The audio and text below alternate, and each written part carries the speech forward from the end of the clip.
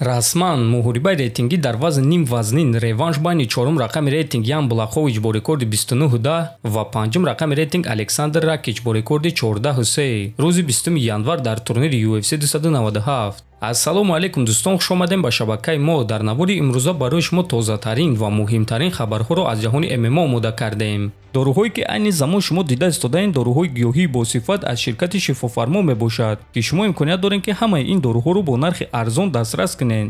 доруҳо барои хунукзадагӣ ва қавӣ кардани мардонагӣ, барои фарбе ва харобшавӣ, барои ришу мӯйсарбарорӣ, барои дарди дил, дарди мушакҳо ва ҳамчунин равғани сиёҳдона, ки пайғамбар саллаллоҳу алайҳи васаллам гуфта буд ки ба ғайр аз марг ба ҳамаи дигар дардҳо даво мебахшад. худи ҳозир ба номерҳои дар рӯи экран буда занг зада доруҳои даркории худро харидорӣ кунед ва ҳатман аз номи канали Паҳлавон гап занед. ҳамин гуна шумо ҳам доруҳои даркории худро ба даст меоред ва ҳам канали моро сахт дастгирӣ мекунед.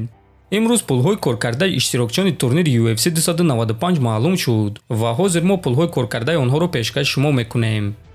пулҳои коркардаи Алекс Перейра $1,382,000. ана пулҳои коркардаи рақиби ӯ Иджи Прохаска бошад $1,082,000. пулҳои коркардаи Том Аспинал $882,000. а пулҳои коркардаи рақиби ӯ Сергей Павлович бошад $832,000. ҳамчунин пулҳои коркардаи Ҷаред Гордон $241,000. пулҳои коркардаи Бенуа Сен-Денис $176,000 ва пулҳои коркардаи Диего Лопес $110,000.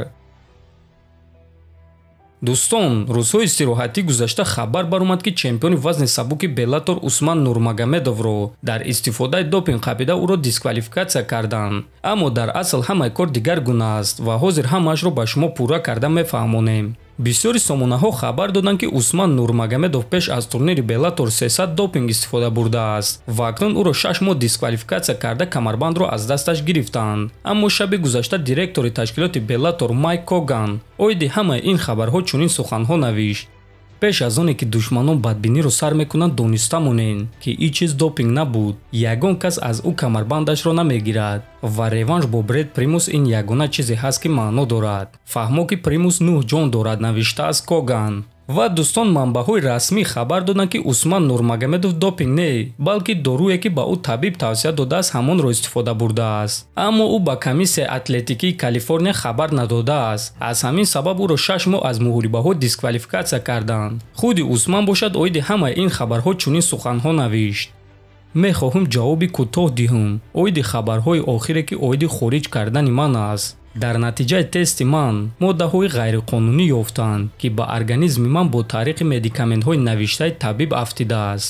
якчанд моҳ пеш аз муҳорибаам ман курси табобатӣ гузарондам, аммо мутаассифона саривақт комиссияи атлетикиро хабар надодам.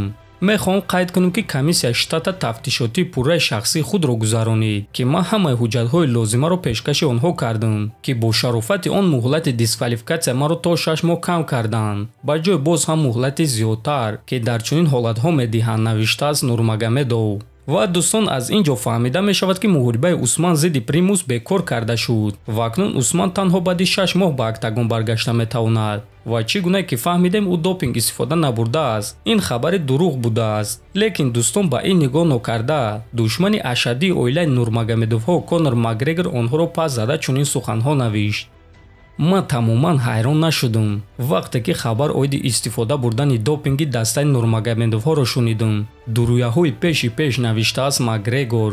ва баъд дӯстон, мисли ҳарвақта Макгрегор ин суханҳои навиштаи худро пок кард. ҳамчунин дӯстон, бояд қайд кард ки Усман Нурмагомедовро $50,000 ҷарима бастанд. дар ҳамин ҷо дӯстон, навори мо ба анҷом мерасад. фикру ақидаҳоятонро нависен, ҳатман дар канали мо обуна шавен. то боздид, хонободу сарбаланд бошен.